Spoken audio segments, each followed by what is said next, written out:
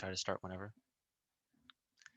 Reminiscence is a mystery crime thriller revolving around two detectives, Leslie Carter and Aston Ryder.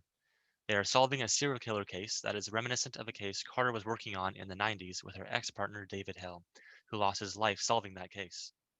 As the plot progresses, the audience learns more of Carter's past through flashbacks and discovers new information about both the old case and the new one, and learn that they may be more connected than previously thought.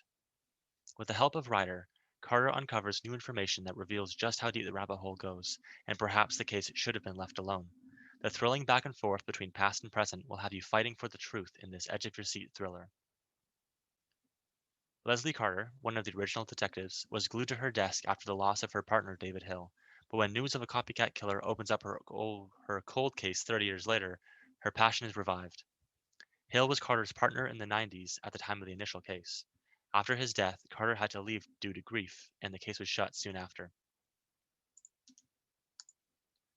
Aston Ryder is put on the case with Carter in the current time period as they dive back into the old file. Through Ryder's fresh eyes and Carter's flashbacks, the audience is offered multiple viewpoints at the case at hand and watches their adventures take the duo down a thrilling path of secrets, murder, and closets full of skeletons. The show will be presented as a miniseries consisting of 8 to 12 one-hour episodes. Our show is designed to be pitched to a streaming service, and the episodes will be released all at once to encourage binge watching. The story takes place in Boston, specifically in the bad parts of South Boston. The original investigation takes place in the 1990s, and the reopened investigation takes place in the present, 2021.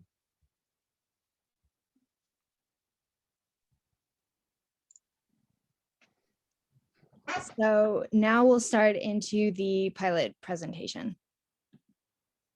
So for our opening scene, our show opens on the end of the original investigation. This is a Neponset River in Dorchester, scenic Boston landmark. David Hill and Leslie Carter are both in cars chasing the suspected killer, the South End Butcher. David's car crashes into the lake, killing him, and due to the lack of further murders, the case goes cold as we fade into the opening credits. So scene 2 opens in on the present timeline after we finish with the opening credits. This takes place at the Boston Police Headquarters in sort of central Boston. A new case has opened in what's thought to be a copycat killer of the original South End Butcher. The investigation is then assigned to Leslie Carter due to her prior background on the original case, as well as being a seasoned homicide detective. She's also assigned a new partner, Aston Ryder, a fresh young detective, to kind of help her figure out what's going on as well. As we press into the third scene, it's the flashback to the assignment of the original case. Here, the audience receives more information on Leslie, David, and their partnership, the rapport that they have together, and their tight-knit relationship, as well as the case itself. So scene 4 takes place in the current timeline, and it takes place en route to the newest victim. It's a really important scene for not only the pilot episode, but for the series in total. Here, the audience, as well as Leslie, is further introduced to Aston and his background. So we find out that his mother was originally a victim of the South End Butcher in the original investigation in the 90s. She was murdered due to the South End Butcher's MO of cleaning Boston. So this means that he's really dedicated towards ridding Boston of narcotics users and abusers. By cleaning, we do mean murdering. Aston's early life is heavily traumatized by this. He then goes into homicide in order to make a difference for people with stories like his, whether their childhood is affected by this or their family who's lost a family member in sort of an unsolved homicide murder. Progressing into scene 5, here we have a little Boston park. On scene of the body dump / murder, audience receives introductions to series regulars and recurring characters working on the case with Leslie and Aston, introducing more of our cast. Basic forensic evidence is gathered from the scene, beginning the investigation, and here's where Aston starts to begin to doubt the copycat theory. So scene 6, so we get some victim identification, just basic knowledge on who our victim for this episode is. The audience learns that the character is homeless and fits in with the MO of the South End butcher, killing those who abuse narcotics. So this is a homeless person with a narcotics problem. Scene 7, Leslie and Aston investigate a local homeless shelter the victim frequented, just trying to get more information on him as a person and why he might have been a target. They learn more about the victim, and the evidence furthers Aston's belief that this is the original killer returning instead of a copycat killer with all the connections. So scene 8, we have Leslie and Aston returning to the office, that Baltimore Police Headquarters, to begin sorting through their collected evidence for the investigation. Here, notes from the original case are pulled to help profile the copycat killer and their MO based on the current running theory that this is a copycat killer. It also gives the audience, as well as Leslie and Aston, some background into the original case prior to, sort of future flashbacks that will be shown in the show. Scene 9, later in the night, Leslie has returned home and Aston has stayed at the office to continue to review case files and notes. Aston, obviously, this case is hitting close to home for him, reminding him of his mother. He's very dedicated to the case. He begins to notice discrepancies in the cases, especially surrounding David Hill's death. Things are not adding up to him, and he's got to learn more. So scene 10, this is another flashback to David and Leslie. So this is them arriving on the scene of the final original butcher victim. So it's starting to bring us back to that opening scene, to circle around to that. So the two begin a typical investigation of the scene where they're both suddenly called over to the body to look at something. Flash forwarding back to the present, the next morning, Leslie and Aston have arrived at work. Aston immediately begins to explain to Leslie what he's found while reviewing the case files. Leslie, who is still traumatized over the loss of her partner, David, is filled with guilt over his death and just isn't willing to believe that something surrounding the original case and David's death is suspicious. She quickly chalks the errors up to technology and man-made paperwork errors to avoid thinking that maybe she missed something the first time around. So scene 12, we have Leslie and Aston returning to the crime scene that they're currently investigating, to continue to investigate it, maybe sort of pick up some things they missed when they were first there. And the two are suddenly called away urgently to come to the morgue to look at a new piece of evidence that has appeared on the body. Scene 13, flashback to the original investigation. It picks up where the last flashback ends off. David and Leslie are shown the Narcotics Anonymous symbol that has been carved into the body post-mortem. This is our killer's zodiac sign. It's his trademark. The Narcotics Anonymous symbol is revealed to be the calling card of the South End butcher. After David recognizes a possible suspect in the crowd acting suspicious, he takes off after them, leading to the car chase, ending David's death and looping back to the opening scene.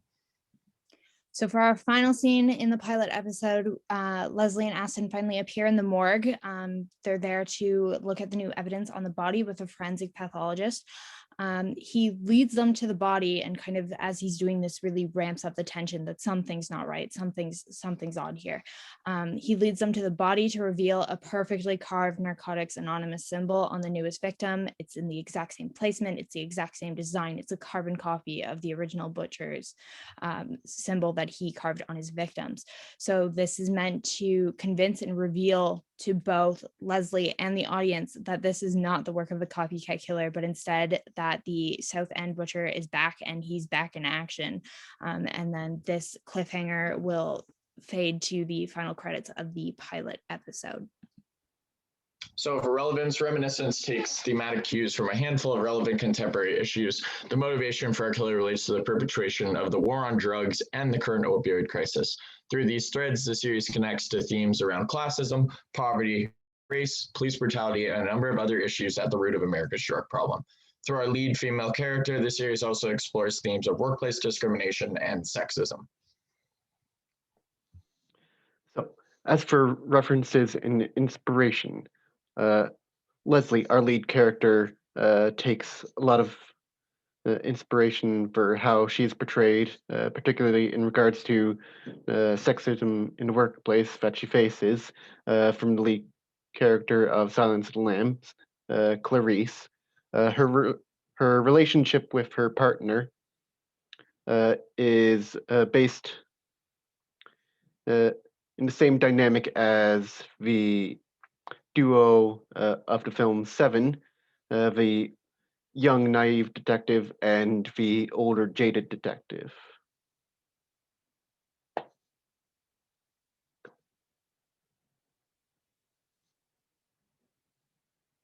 Uh,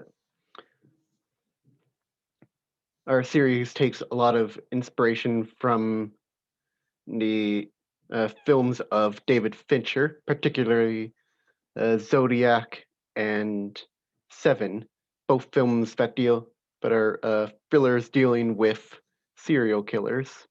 Uh, in regards to the Zodiac, our killer has his calling card, his taunts for police. Our investigators get unhealthily involved. Uh, the killer is closer to them than they know. In regards to Seven, the killer has somewhat similar motivations, seeing themselves as enacting justice and retribution. Uh, as for style in the story, the narrative of a serial killer resurfacing after having gone dark for a long period of time, like 20 years, that the South End Butcher disappears in this series. Uh, uh, we took some inspiration from the serial killer featured in the first season of True Detective, who disappeared for around the same amount of time. Uh, in more general notes, uh, we, uh, in, oppo- in opposition to the sort of color palettes that a lot of thrillers that uh, we took inspiration from, we wanted our series to uh, be color corrected with more cool tones, blues, grays, sort of a dreary environment as opposed to the harsh and unnerving yellowish earth tones employed by those other thrillers. Now we've reached the storyboard for the first episode. Uh, Here we have the first 3 out of 5 uh, pages, images of the storyboard. The first image displaying a shot from the opening sequence in which David's car falls into the river. Uh, the second image portrays the opening, is taken from the opening sequence in which are introduced to our two lead characters and their dynamic. The third image uh, during the episode comes from a flashback to Aston's past and the death of his mother. The final two images follow the past and present of the investigation into the South End Butcher. The fourth, or the first of these two, uh, dealing with the past and the finding of one of the first bodies, and the present, the revelation that the victim in front of them in present day is a carbon copy of the sort of victims that the killer originally had.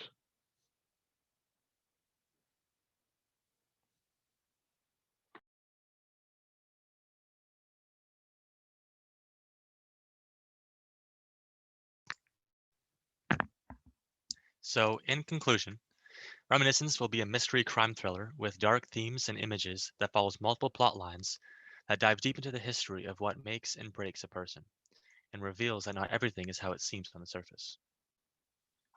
Thank you for watching.